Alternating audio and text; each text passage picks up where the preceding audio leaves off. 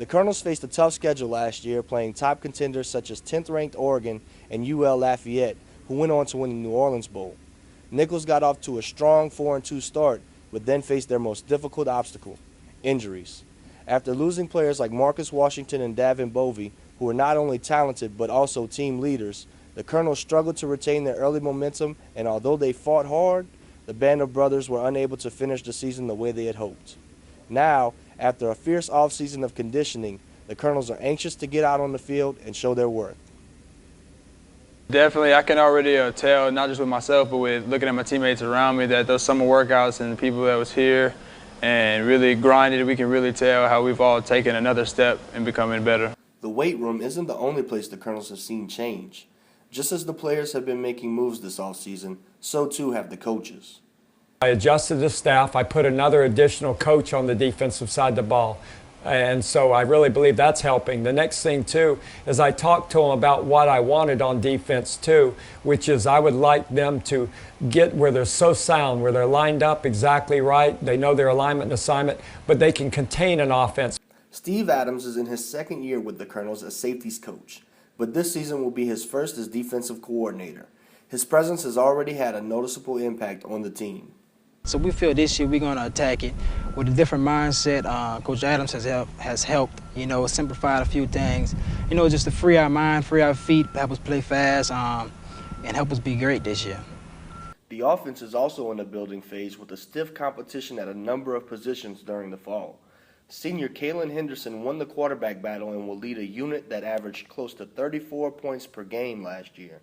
And although many would consider that a success, head coach Charlie Stubbs says that just isn't good enough. We got a long ways to go, so our job's to light up the scoreboard, and I really believe the guys have been in the system long enough that one of the mottos I go by is perfection is our goal, but excellence will be tolerated. So that's what we're trying to do. We're trying to get perfect at what we do. We won't ever achieve that, but dang, excellence is pretty darn good.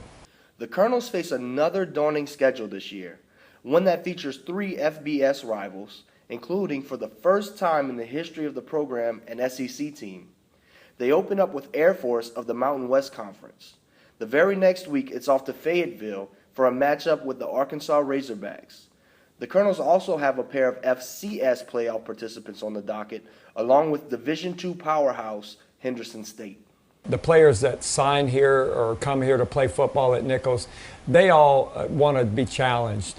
And the Southland Conference is very challenging, but there's nothing like getting on a plane and flying to Arkansas and Colorado Springs and play such teams. And, I really believe, if you want to really make some noise, at this level of football, knock one of those teams off.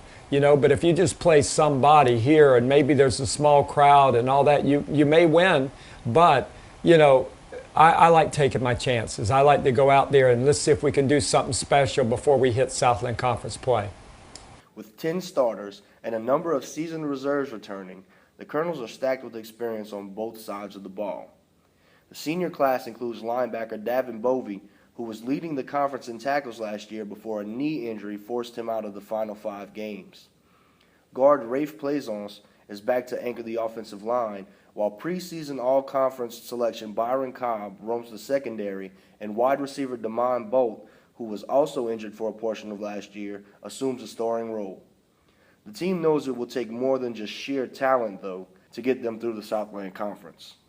We all have our days we lean on another teammate, another leader to pick us up. It's all a puzzle, and we all a piece to it. We all lean on each other.